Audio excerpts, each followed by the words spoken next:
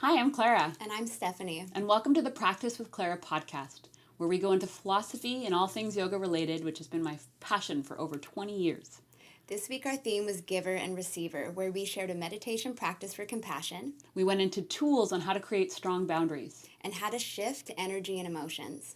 If you haven't already, subscribe to the podcast, and we hope you enjoy today's episode.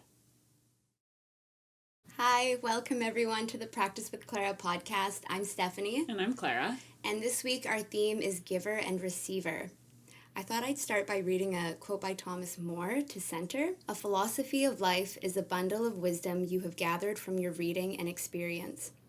It is not a rigid ideology that allows no development and complexity. It's a living thing, a developing idea about life that belongs to you alone. I love that.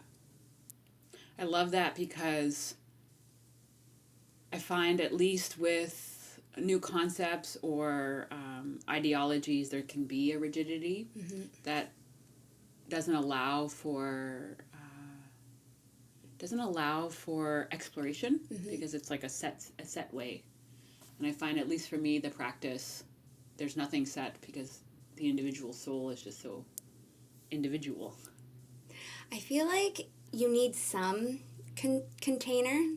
There needs to be some boundary and limitation. But then once you have kind of a guideline, that's when the exploration and kind of personal practice develops from that. Mm-hmm. So to give an example, in the 30-day challenge that we launched on June 1st, every day the commitment is coming to your mat, and we've all agreed to do this, but how you come to your mat doesn't need to be exactly what you've provided. So in the class, if you're tired or you're not feeling right, you can kind of layer and do what serves you in that day, but the commitment is coming to your mat. So you've set kind of the guideline, this is what we're doing, this is how it's done, but within that there's so much flexibility to do what serves you. And that's where I think this quote serves, and you develop your own kind of philosophy of living within that container. Yeah.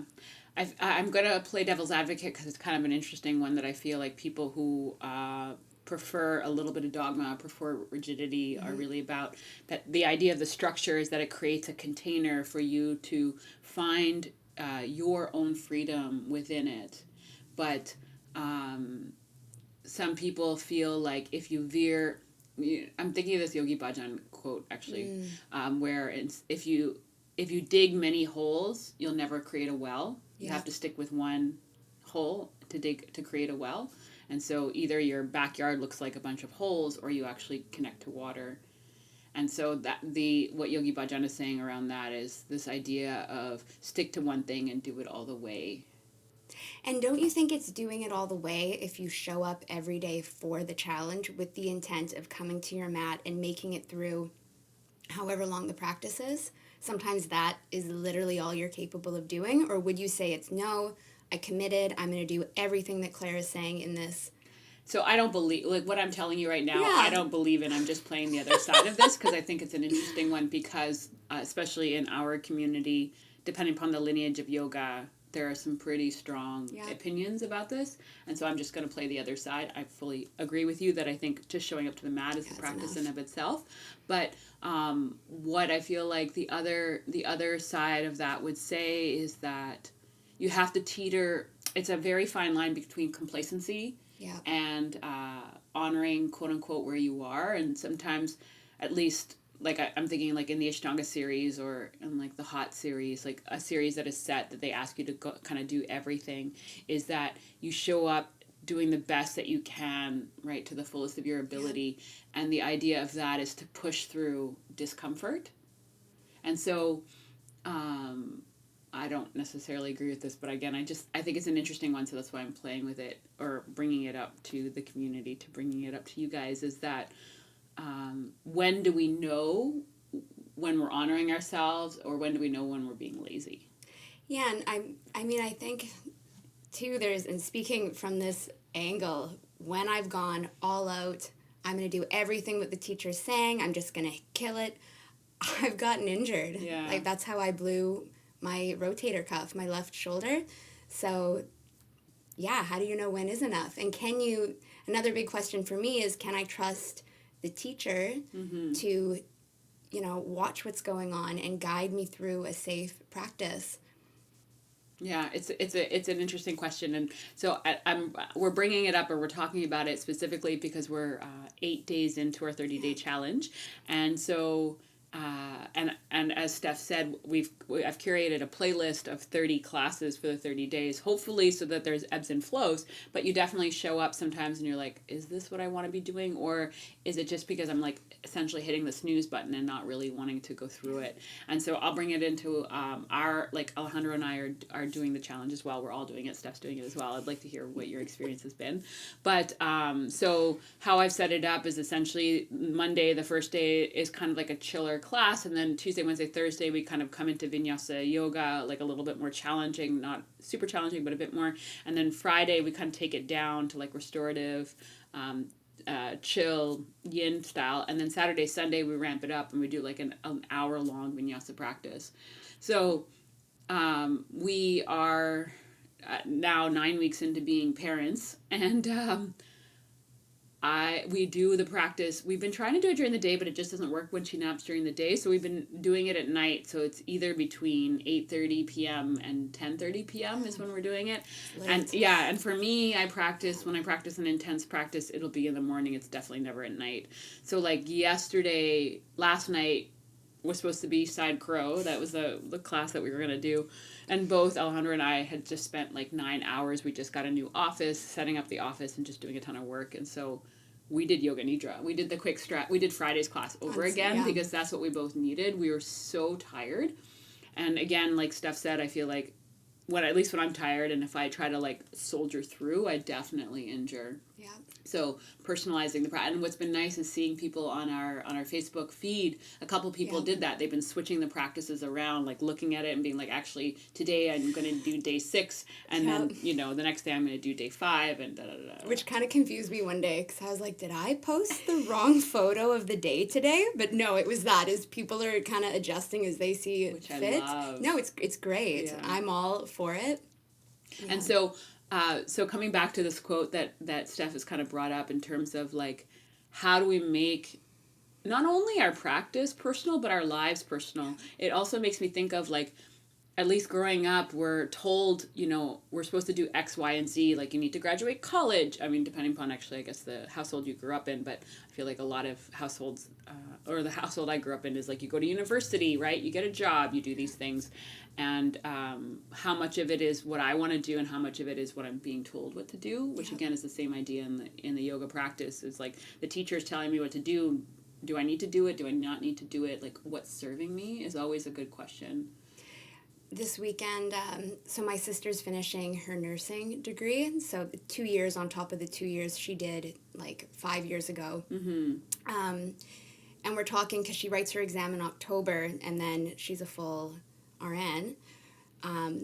And she was like, yeah, I don't even know that I want this anymore. I feel like I got into this because it was what I thought I needed to do. You need a degree, you need a good job.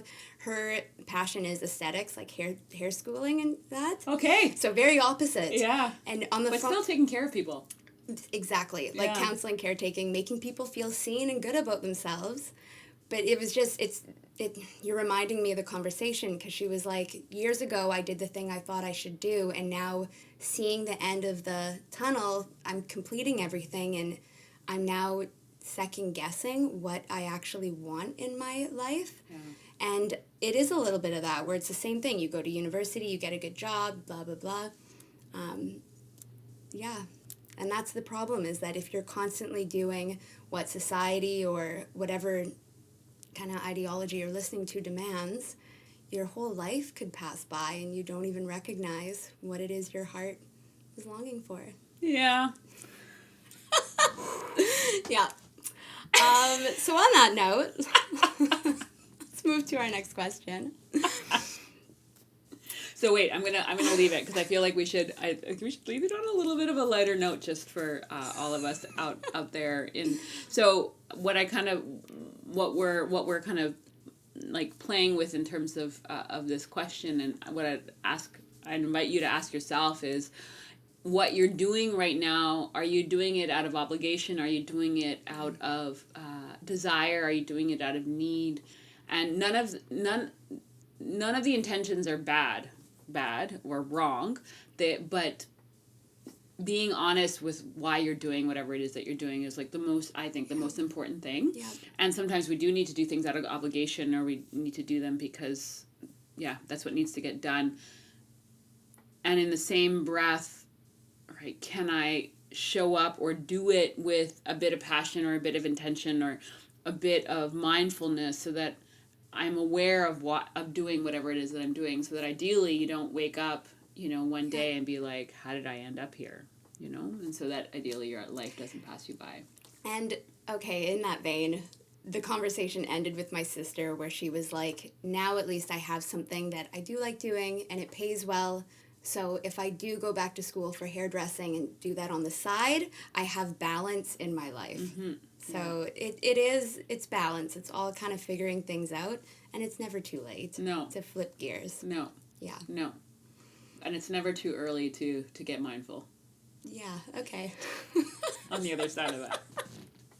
Okay, where are we going next? So let's talk about the practice of Tonglen, which is a Buddhist meditation from Pema Chodron. And the idea is that you sit in, I'm paraphrasing here, but you sit with others and you breathe in their pain. Are they physically there with you, or are you just imagining them? I think you can do it either way. Yeah. The answer is yes. Yes, okay, great. I feel like you could sit with that intention. So it's the art of practicing compassion. Okay. So you're breathing in their pain and you're exhaling relief and sending them kindness. Yeah. Yeah. And so what do you think about that, or why are we bringing it up? In the idea of giving and receiving. Mm-hmm. So how you're sitting with others, coming into maybe physical spaces that are tense, or where there's sadness or anger present, and how to stay within the boundary of yourself while interacting with others. I feel the first thing I think of when you say that is the first challenge that arises, I think could arise from that, is depending upon your relationship with this person. Mm-hmm.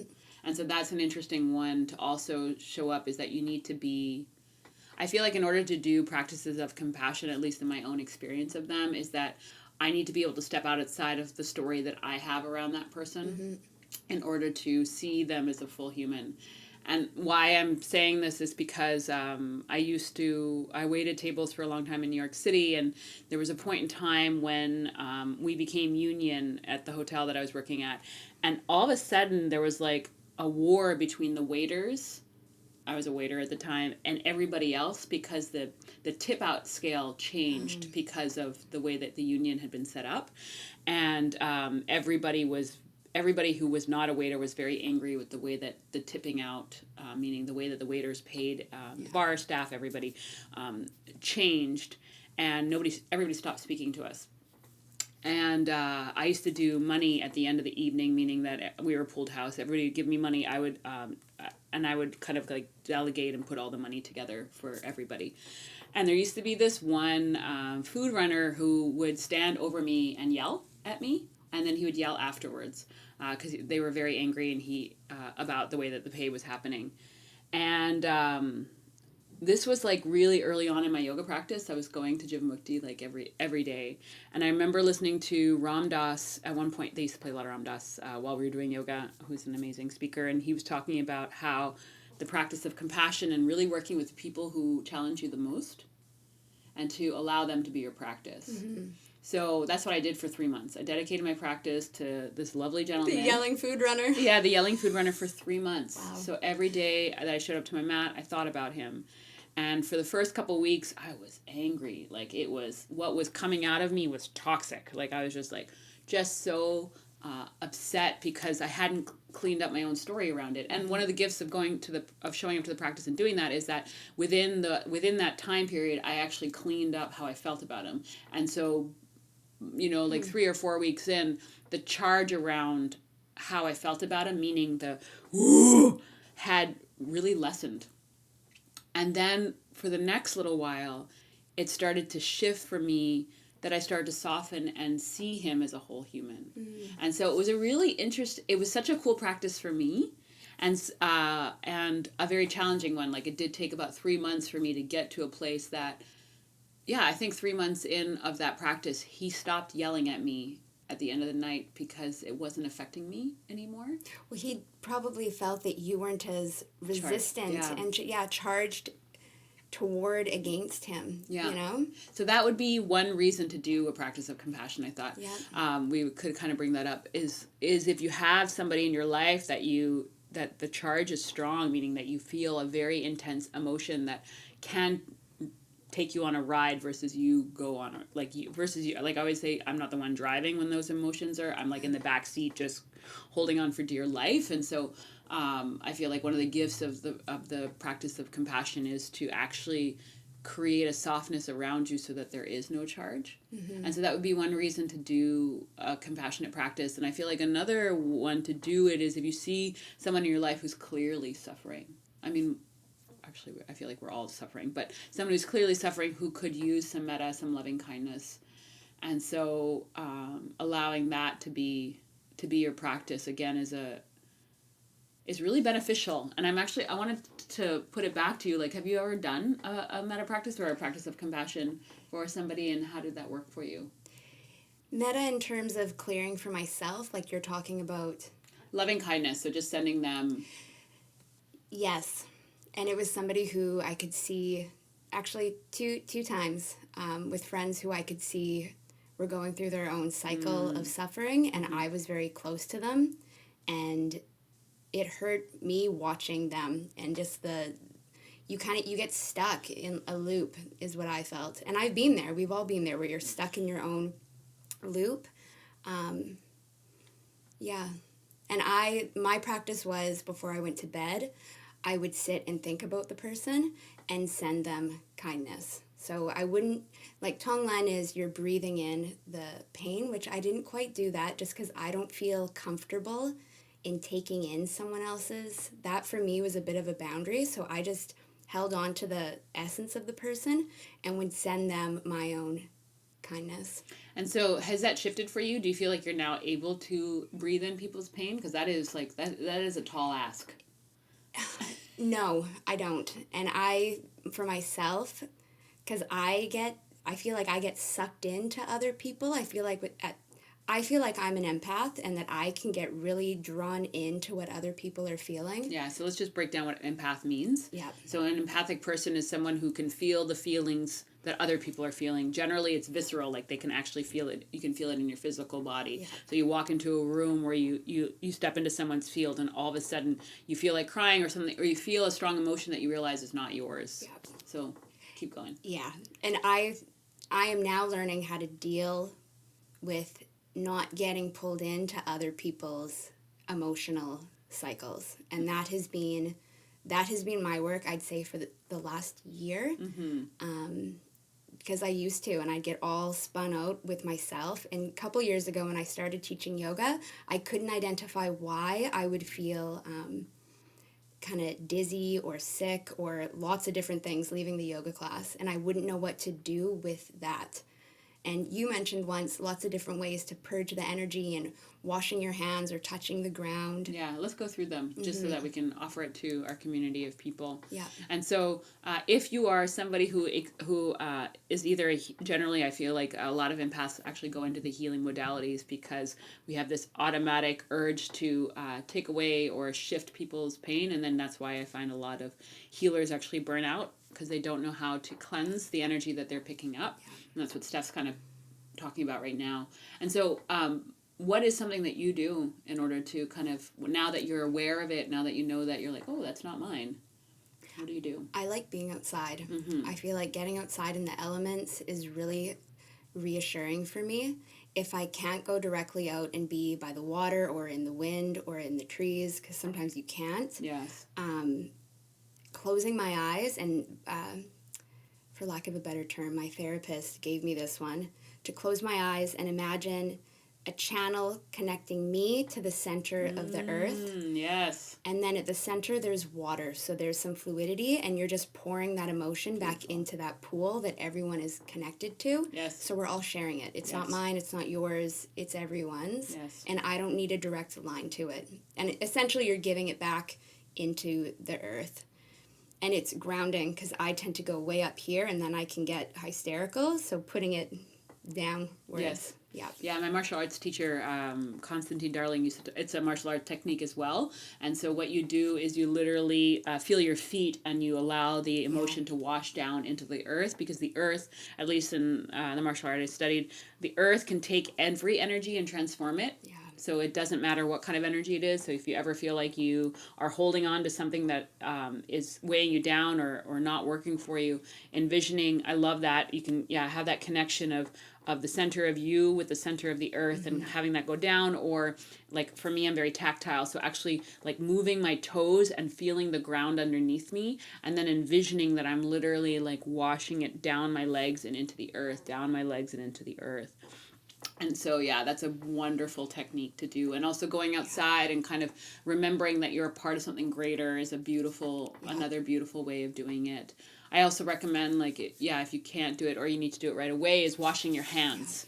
Like literally, and then thinking as you wash your hands, you're looking at them and envisioning the water is very, very healing.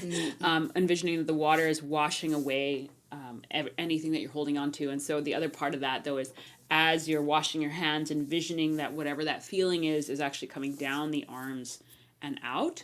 And the other thing you can do, and I'm doing that now, is you can shake. Right?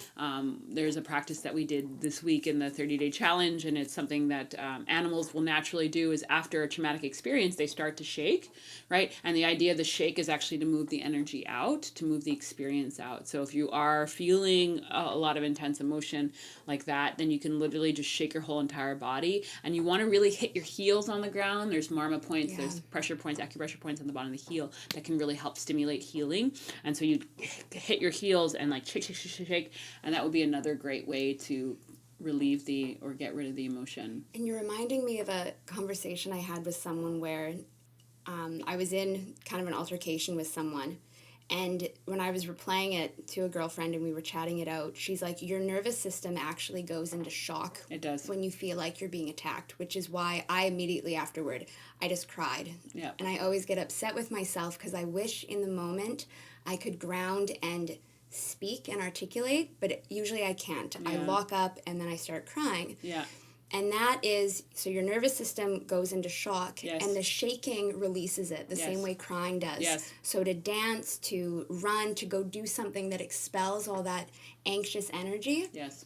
And that's what I did that day, is I had my big cry, I went and did yoga, I meditated, and then way hours later that day, was able to reach out and say how I felt after I'd purged all of the that I was carrying. Yeah. And important too, and it sounds like you're getting there, important to really honor your own process. Totally. And there's some people who process really quickly and are able to articulate in the moment how they're feeling.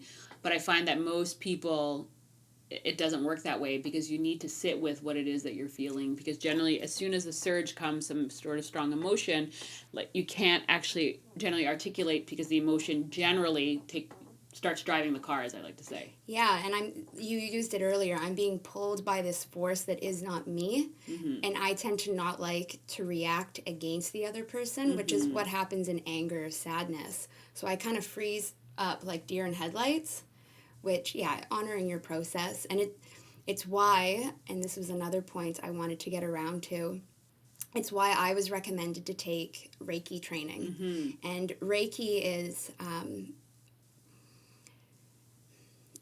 I'm learning to use it in terms of boundaries, not necessarily giving Reiki to anyone. So do you want to just break down what Reiki is? Reiki is a healing modality that works with the transfer of energy. So you're ideally shifting the energy of someone when you're giving them Reiki, but you can do Reiki for yourself. And it's a lot like what we've been talking about with the practice of compassion, where you're shifting your energy. And you can use your hands to touch different places on your body. I don't. I liked the second level of Reiki because you're given 3 symbols. And then the symbols to me, I use it more in terms of boundary setting.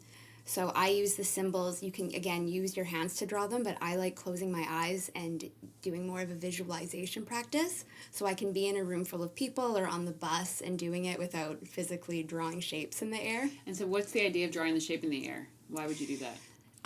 One of them is for like a clearing. So I see. So you would use the symbol in terms of if you're having issues with someone, you can draw the symbol to clear the energy. Because what was happening for me in terms of it, Reiki keeps the energy flowing. So what was happening for me is when I came up against situations or people where I didn't want to receive, I would put up a wall. But then you're creating a barrier and people feel that off of you. So you're not taking anything in. So it's the practice of how can I receive you for who you fully are? How can I receive this situation but still have the boundary of being in who I am and having integrity? And so it keeps the energy moving without creating more obstacles and more layers of separation, if that makes sense. It does. And so how do you do that? Through the shapes? So I use the symbols that were provided in the second level of training I took. And like I said, the one that's for clearing and moving energy is the one I use the most because I start feeling uncomfortable and can kind of shrink within myself. Yes. So I'll kind of visualize this symbol and keep breathing until my emotions subside. I see. And I'm more willing to be present and just open to receive what's happening. But it's a practice of for me, boundary setting. And that's something I wanted to talk to you about because I feel like you do Reiki in the yoga practice, just in how you move yourself and the energy in the room and certain questions you ask. And if you're going to be someone, this is why I'm not giving Reiki to anyone, I'm just doing myself, because you have to have really strong boundaries. You have to be able to anchor and hold fast to your own values, beliefs, while integrating with others, which I think can be really challenging in moments of conflict and when emotions start percolating. And then, how do I not resist or project? How can I just simply be present and open to whatever it is that's going to happen? So all of that said on my end, my question for you is, knowing what Reiki is, how is it that you work with that energy when you're doing yoga? I don't really think about it. Is a large part of it. It's very instinctual. And I think that energy work, and I'm sure the course that you took would say that is that at some point you don't think about it anymore. You're just kind of doing it. Totally. Right? And so as somebody who's also empathic and has been, I think, since I was a tiny little one, where I literally can walk into a room and feel what everyone is feeling, is to kind of how we talked about how to let go of energy is to stay grounded in myself. And so feeling my feet or feeling my physical body or hearing my own breath. So being cognizant of that, and then also like widening widening the energetic net is what I like to call it, like widening my awareness to kind of feel the people around me and to recognize what is mine and what isn't mine, right? And then also to be able to feel what other people are feeling without letting it shake me on a deep level. And so how do I do that? I don't know. I don't really think about it. We've started doing it in the 300 hour that Steph's a part of. And I got this technique from my martial arts teacher who works a lot with energy, which is why I loved him so much. So there's a giver and a receiver, and the giver essentially thinks of a shape or a color and sends it off to the receiver, and the receiver tries to envision something coming towards them. And so one of the ways of doing that is playing with different ways, like saying the word, like through your mind's eye, or sending an image, or going through your heart, or like imagining it's moving through your hands. And so I did a lot of that kind of work for a couple of years with him. And so I feel like that also really helped understand what is mine and what isn't mine. And then obviously I feel like therapy really does that too. Therapy's been another big one, and self-reflective practices like meditation. But I think mostly this martial art work that I did and theater work is like understanding what's mine and what's not mine, and then not holding on or creating or getting upset about anything that comes towards me that isn't. I don't know if I just answered your question, but the biggest thing to do around, and this is why we want to talk about giving and receiving, because we are constantly giving and receiving, knowingly and unknowingly, every time you come into interaction with somebody else, or you come into interaction with an environment. And so there's no way around it. We are either giving or receiving. Yeah. And one thing that's cool about this exercise that my martial arts teacher got us to do is to recognize, am I a stronger giver or a stronger receiver?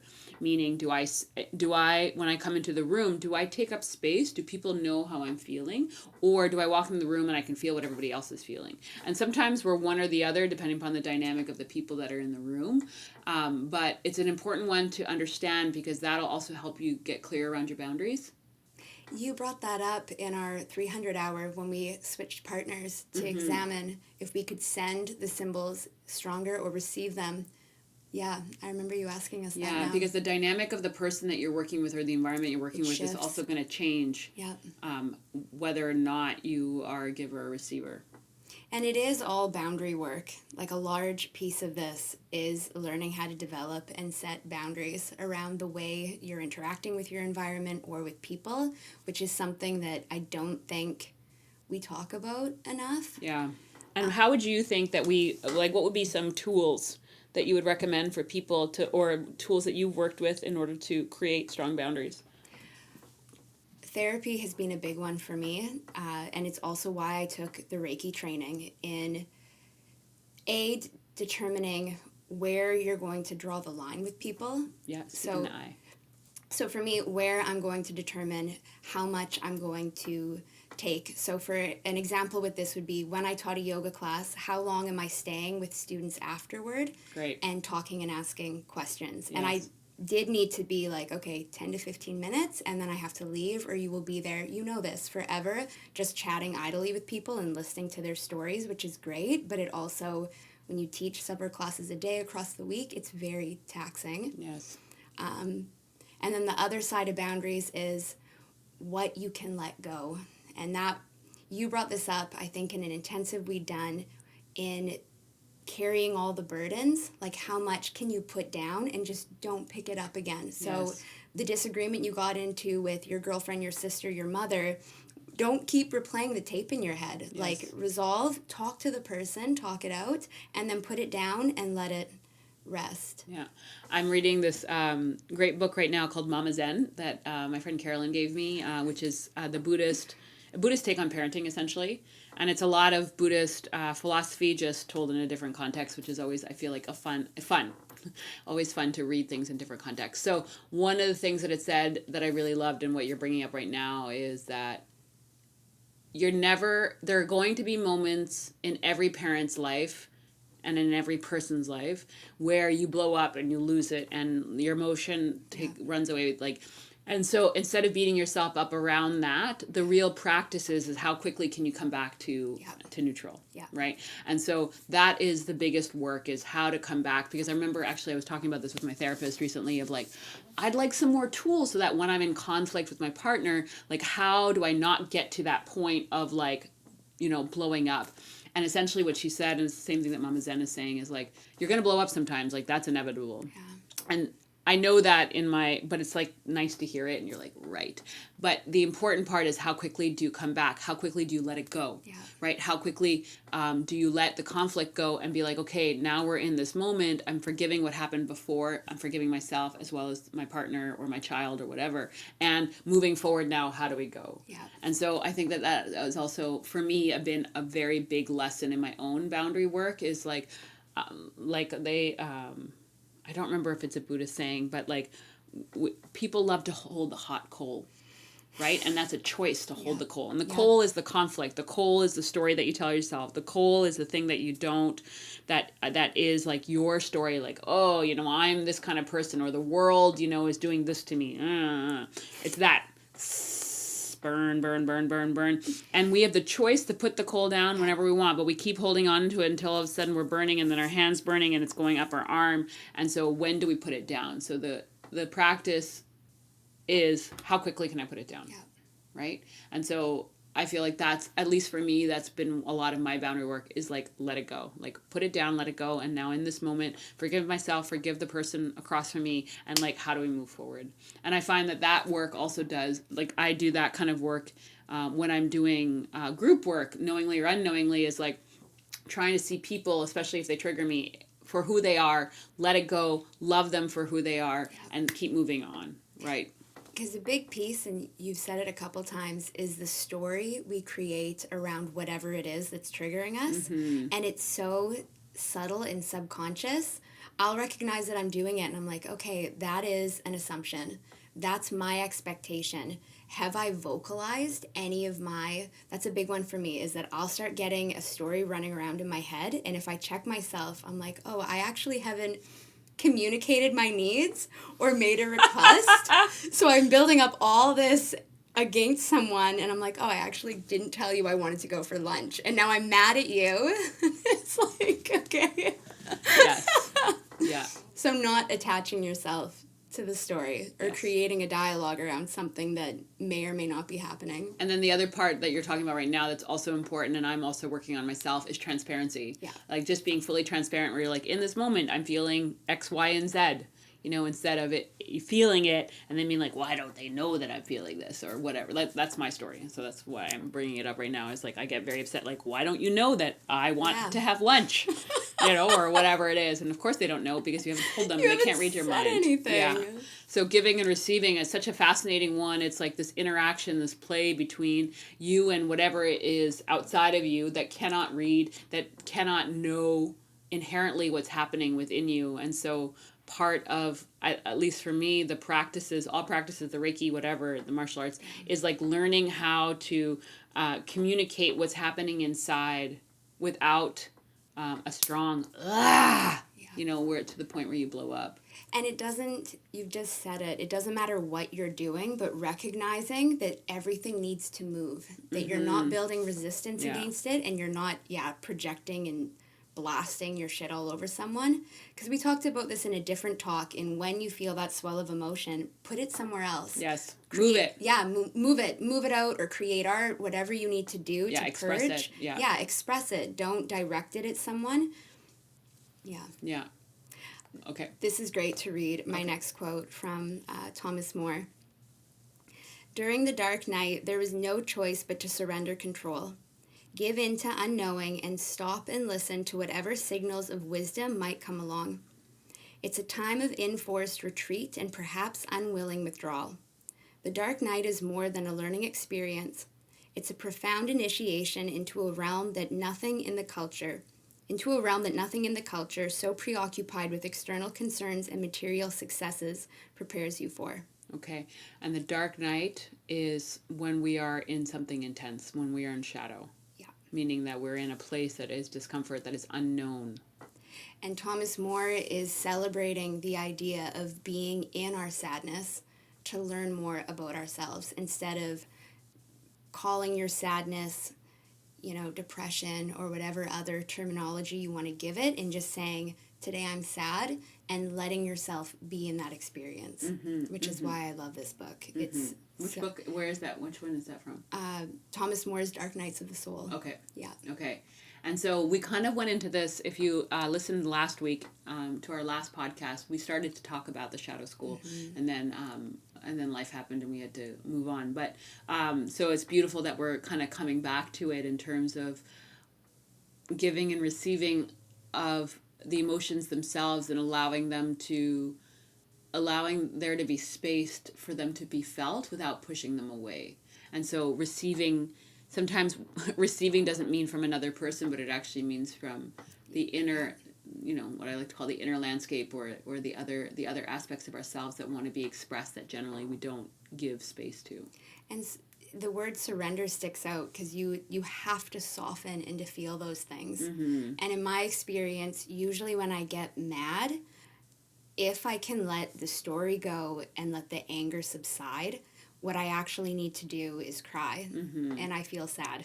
Sadness is, for me, usually underneath my anger, and just being with that. But usually I don't want to feel, no one wants to feel sad, but there's space to feel sad, and what comes out through the sadness can be beautiful. It's like when you get into conflict with someone and come to a resolution, there's usually more intimacy there afterwards. Absolutely. If you can resolve it. And the same is within these emotions that are coming up within yourself. If you feel the full spectrum, usually what can come out of that is beautiful, even if you're... As long as you have the tools. The problem that happens for a lot of people, and I feel like why we shy away from those strong emotions, is we don't know, we haven't ever given them the space to be fully expressed and felt. Yep. And or we don't know what's going to happen. So anger generally shows up. Anger is a great indicator that there's something stronger going on, which Steph, you said. It's usually a deeper emotion like sadness, grief, something along those lines. Anger shows up because anger allows us to stay in control. Yeah, it's the defense against everything else. Yeah, so always observe that. I love anger. It's one of my favorites because I love being in control. And so it's a wonderful indicator for me as soon as I start to feel that of like, oh, something else is going on, you know? And so can I soften into it? Can I surrender? And I generally can't do it in the moment if that person's there. I actually, at least for me, my own process, I need to pull back and allow myself to let the steam settle, and then to be able to feel that emotion to come back and say, okay, this is how I'm feeling. Like I never thought of anger in terms of control, like yeah. letting you. I never thought of it. Now that I'm thinking, I've never examined it through that lens. Yeah, so people generally who like control love anger because we feel like we're in control. We're not in control. Anger is in control. Let's get real about that. But it feels like we're in control, and it feels like we have a say in how it's being expressed. Where at least with sadness and grief and some of the quote unquote softer emotions, we have to be vulnerable in order for them to be felt, and that generally is harder for somebody who loves control. I feel like there's a lot of people could put up their hand on that one. Yeah, myself being one of the biggest ones, and that's why it's like such a gift to work with. And hopefully, and I invite you to do it if you sit in the same boat as maybe the two of us, but definitely me. Is that next time it arises to think of it, maybe not in that exact moment, but to be excited about it because there's something strong that's brewing there. And so if you can create the time and space to unpack it, either with a therapist or with a friend or through journaling or through movement of some sort, like having a time and space where you don't have to be doing anything else, but you can just fully be in it, whatever that looks like for you, and to be excited about what surfaces, because generally it's something, like Steph said, it can be actually a beautiful unraveling, but you will unravel, and that's like an important one. And it not only, like, I love what you said earlier, like generally when there's conflict with another person, when there's resolution, there's a deeper intimacy. And I also find that there's a deeper intimacy with myself when I unpack something that has had a very strong either sway over me in my life or has been whirling around. I think of it like sometimes I think of my anger like a tornado, and it kind of takes everything in. And so if I can soften and go to the eye of the tornado, what's there is usually something really, really interesting. So what do you do, because you brought it up a few moments ago, in terms of tools to be in these emotions? What are some of the things that you do to either move through your anger or acknowledge your sadness so you can, because everything comes in waves. For sure. And I read something, it's based on science, but any emotion that lasts longer than 2 minutes, say, is you're deciding to cling to that emotion. It's already on a hormonal level, it's moved through you. Yeah. So now you've created a story and you're hanging on to it. You're holding on to that coal. Yeah. Okay, bring the coal back. You're choosing to hold the coal. So what are some of the things you do to move through so you can come into a different state? I think the biggest thing that I do for myself is to step away. step out of the situation. Whatever that situation is, I need to get out of it for a bit. And I need to soften, let go, and breathe, and ideally be quiet. So I need to be quiet. So generally I found, or I need to sleep on it. Like that's something that I've found really helps me. Like if conflict or whatever is arising at night, which I find it does for whatever reason in my life right now, is that sleeping on it really helps because it allows me to kind of soften and then I start to kind of chew on like, well, what's really going on here? Yeah. Or what is it about what the other person said that really triggered me? Like, why does it trigger me? Because generally I find if something triggers you, there's something there for you to learn. There's something there for me to learn. Let me speak in the first person. So I try to go back to that and be like, what is true about the statement that is taking me on this journey? So it's a lot of reflection, and sometimes I do it more in my head now, but definitely when I was younger, I journaled a lot about it. I actually remember reading my journal recently and being like, all of the things I wrote in my journal are really intense. But I realized that in the last 6 years, I only write in my journal when I need to process something. And so that's one way of doing it. So I write it out, or the other way I do it is I speak it out, either with my therapist or with a close friend. And I just ideally say, I'm just going to do diary of the mouth and try to figure out what it is that I'm really feeling. And so those are kind of the different ways of processing it. Another way would be through meditation or through movement itself. But I find these days it's like just before I go to bed. So I kind of unpack it in my dreams. I unpack it when I wake up. Yeah. I'm just sitting and kind of observing like, why am I affected by this? And you brought it up in our talk when we were speaking about our teachers. And these moments and our teachers can be great tools for learning. So your adversaries or the conflict can be tools to learn more about yourself. And in that process, deciding what shit is mine and what shit is yours. Yeah. That's good fodder, I think, to leave it on. Yeah? Yeah. Okay. Great. That was a lot to chew on. So homework for our friends who are listening is to kind of observe what is your relationship to your boundaries and how you work with other people. And then another piece of homework that I'd love you to sit with is the next time you feel a strong emotion, what is your natural inclination? Like, what do you naturally want to do? Like, you're like, do I want to scream? Do I want to yell? Do I want to like push this person? Do I want to push myself? Do I want to get really quiet? Like, what naturally wants to happen? And then within that, is it serving me? Is the way that I'm coping with or working with this strong emotion, is it working for me right now? And if it is, awesome. And when do you know it's working for you? You know it's working for you if by the end you're no longer holding that coal, right? You've been able to let go of whatever needs to be let go of. And if it's with another person, you've been able to communicate with them in a way that they hear it, because that's the important part. They hear what it is you're trying to say. And so if it's not, maybe try a different technique, some of the techniques that both Steph and I have worked with here, or try a different one. And one thing that I will say is be open to asking the question aloud, like, I need more tools, and then seeing what arises. Because I'm sure that maybe that's how the Reiki training, I feel like, showed up for you. Yeah, you put things out. I put things out to the universe. Yeah. You have to ask and see what comes back. So totally. be open. And coming back to, I talked about Rob Bresney last week, but he has this theory called pronoia, which is the opposite of paranoia. Pronoia is the idea that the universe is conspiring to help you versus the universe is out to get you. And so put it out there. Like, you can verbally say it or write it down or something. Like, I need more tools to help work with whatever is arising for me. Yeah? Yeah. And so in that way, may we be clearer, more communicative givers and receivers to the best of our ability. Yeah? Yeah. So if you haven't already, we'd love you to subscribe to the podcast. And thank you so much for joining Steph and I. It's always a pleasure to share our thoughts with you. This is one of our passions, and we'll see you next time. Thank you. Thank you.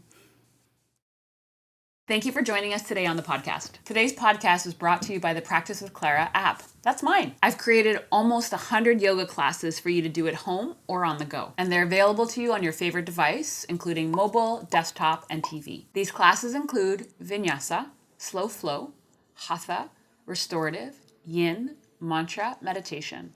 I also just had a baby, so I created prenatal yoga for all 4 trimesters. So head over to clararobertsoss.com/join to learn more. Or search for the Practice with Clara app at your favorite app store. There's a 7-day free trial, so no commitment. And make sure to subscribe to the podcast. We've got lots of good stuff in store for you.